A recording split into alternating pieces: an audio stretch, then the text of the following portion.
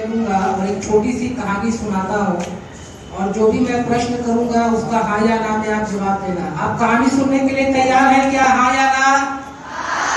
एक गुब्बारा बेचने वाला था। क्या बेचता था? जब भी उसके गुब्बारे नहीं बिकते थे, वो रंग बिरंगे गुब्बारों को हवा में उड़ा देता था। कभी लाल गुब्बारे, कभी पीले गुब्बारे, कभी नीले गुब्बारे, कभी हरे गुब्बारे। एक दिन एक काला बच्चा गुब्बारे वाले के पास आया और बोला, अंकल आप रोज लाल गुलाबी पीले हरे नीले गुब्बारे उड़ाते हो, कभी काला गुब्बारा नहीं उड़ाते, क्या काला गुब्बारा उड़ेगा क्या? गुब्बारे वाले की आंख भर आई। वो बोला, बेटा गुब्बारा अपने रंग की वजह से नहीं उड़ता है, गुब्बारा उसके अंदर भरी हुई गैस की वजह से उड़ता है। गुब्बारा किस वजह से उड़ता है? उसके अंदर भरी हुई गैस की वजह से।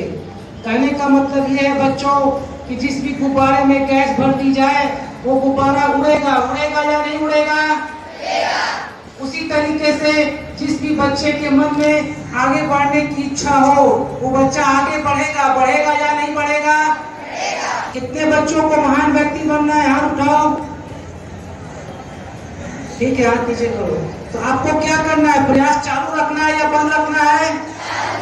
आज आप 8 साल 10 साल मेहनत करते हैं और कुछ बन जाते हैं, टीचर प्रोफेसर इंजीनियर लेक्चरर कुछ भी बन जाते हैं, तो आने वाले 40 साल आराम किसको मिलेगा? आपको या मुझे? और अगर आज आप 10 साल मेहनत नहीं करते हैं और कुछ नहीं बनते हैं तो आने वाले 40 साल परेशानी किसको मिलेगी? तो मैं ये मान के चलता हूँ कि आप सभी 10 साल मेहनत करके 40 साल आराम से रहना चाहते हैं। हाँ या ना? आप एक नारा बना लेना असेंबली में या आपस में जब भी मिलो, एक बच्चा बोलना 10 साल की मेहनत और बाकी बच्चे बोलेंगे 40 साल का आराम। मैं बोलूंगा 10 साल की मेहनत, आप बोलना 40 साल का आराम।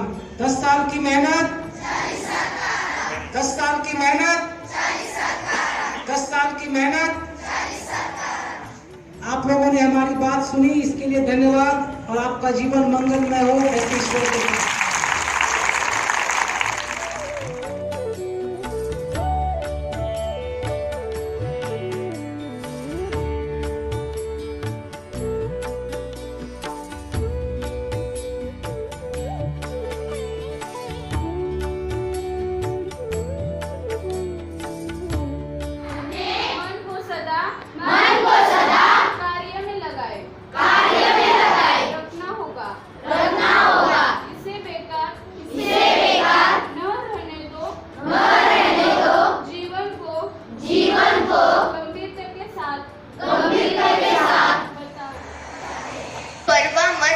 क्योंकि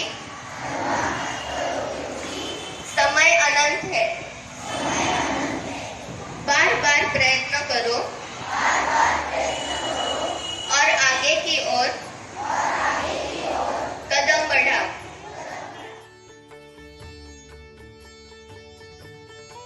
नेहमी हसत राहा, असा चेहरा काय कामाचा जो हसत नाही, अहंकारापासून तितके सावध राहा।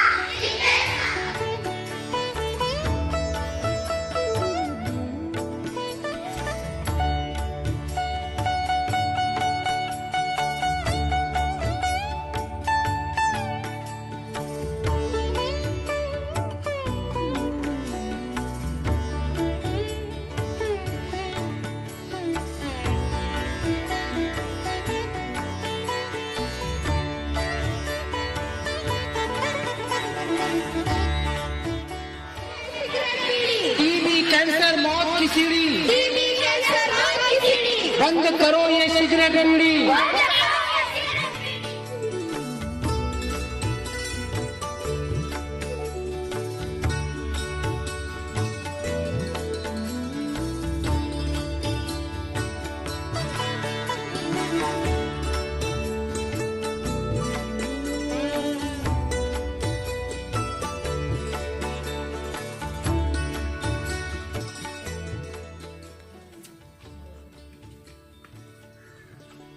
हाँ, तुम्हारा क्या नाम है?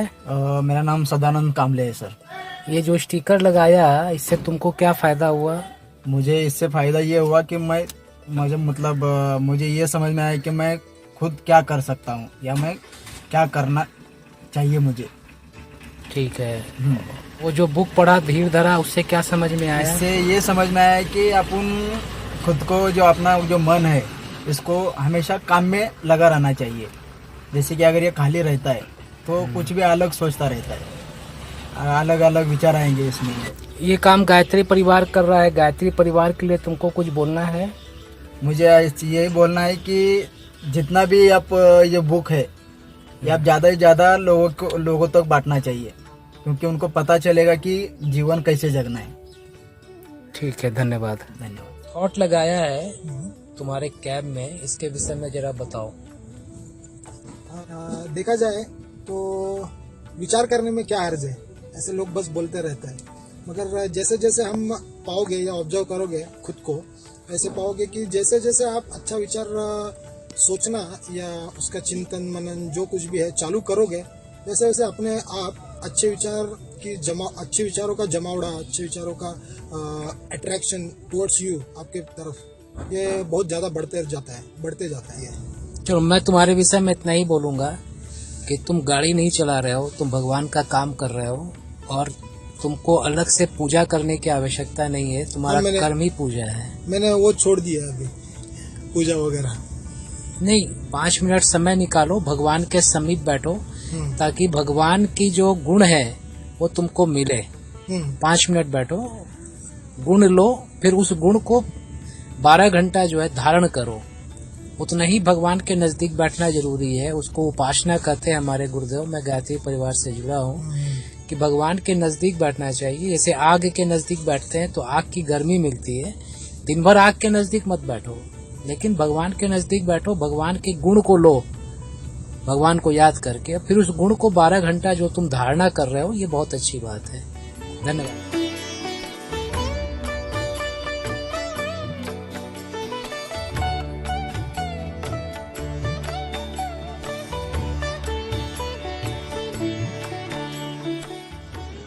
और किसी को आप जब कष्ट देते हो, उसका नुकसान करते हो, तो आपको कुछ देर के बाद एक खराब फीलिंग होती है या नहीं होती? इससे यह भी प्रूफ होता है कि नेचर ने हमें देने की प्रवृत्ति दी है। हम जब देते हैं तो हमें खुशी मिलती है, और जब हम किसी का नुकसान पहुंचाते हैं तो हमें दुख मिलता है।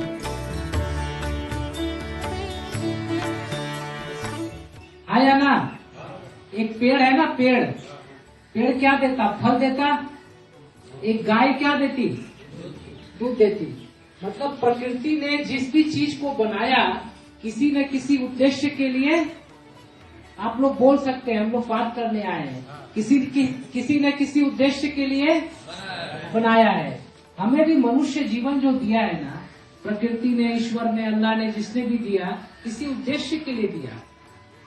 उद्देश्य ये था कि हम अपना जीवन हंसी खुशी से बिता सके, हल्का फुल्का जीवन जी सके, और हमारे पास समय बचे, ऊर्जा बचे, और हम ईश्वर की बनाई हुई इस दुनिया को बेहतर बनाने में ईश्वर की मदद करें। लेकिन हमारे गुरुदेव कहते हैं, मैं गायत्री परिवार से भी जुड़ा हूं, कि हमसे कुछ गलती हो गई, और उस गलती के कारण हम ईश्वर की मदद क्या करेंगे? हम खुद ही परेशानी में घिरे रहते, खुद ही कष्टों में घिरे रहते या नहीं घिरे रहते? हम जो बोते हैं बदले में वही मिलता है या दूसरा मिलता? अगर हम अच्छा करेंगे तो हमारे साथ अच्छा होगा कि बुरा होगा? अच्छा होगा। बस यही 2 बात आपको कहनी थी कि ईश्वर ने जो शरीर दिया है, ये शरीर हमें सुख के लिए दिया है।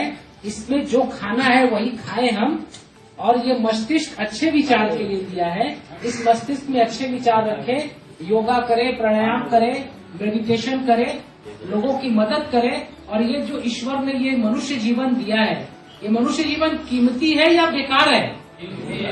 कीमती है। इसको हम लोग इसकी कीमत को समझें और समझ करके इसका उपयोग करें। आप लोगों से उम्मीद करूं भाइयों। ठीक है, धन्यवाद। आप लोगों ने हमारी बात सुनी, और मैं हृदय से ईश्वर से आप लोगों की मंगल कामना के लिए प्रार्थना करता हूँ।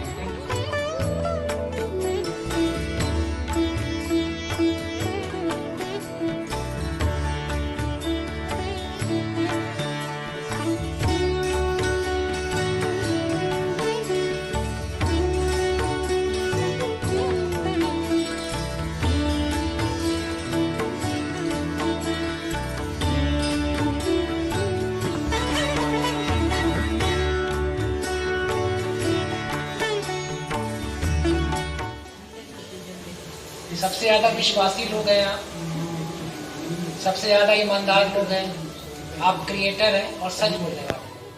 ये 4 क्वालिटी किसकी है? आपकी है। मेरा रिक्वेस्ट है ये 4 क्वालिटी को आप याद करो, अपनी इस 4 क्वालिटी, क्योंकि हम सोचते हैं आज नहीं कल बन जाते हैं। हाँ बोलिए। पॉजिटिव सोचेंगे तो पॉजिटिव हो जाएगा, अगर नेगेटिव सोचेंगे तो नेगेटिव हो जाएगा, लेकिन वो आपके ऊपर निर्भर है, वो नेगेटिव को भी पॉजिटिव कर सकते हैं।